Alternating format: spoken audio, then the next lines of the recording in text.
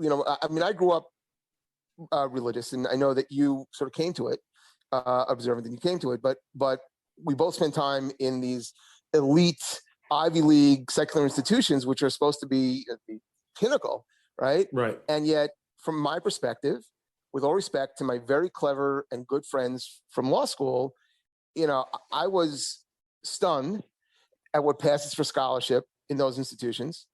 And it's a pet peeve of mine. I'll see these polls about how Jews vote, and they'll say, the more educated you are, right, the more years of education you have, the more you'll vote Democrat. And I'm thinking, no, what you really mean is the more you've been subjected to that kind of brainwashing, and the less you've actually been Jewishly educated.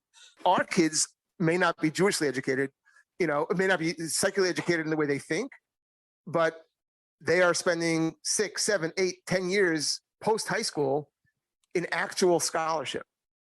And that's totally disregarded when they talk about education. Right.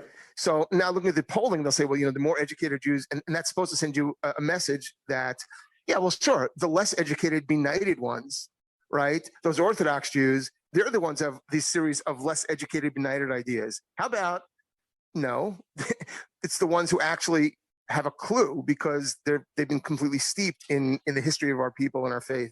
But also in the use of their brains, in rigorous logical analysis.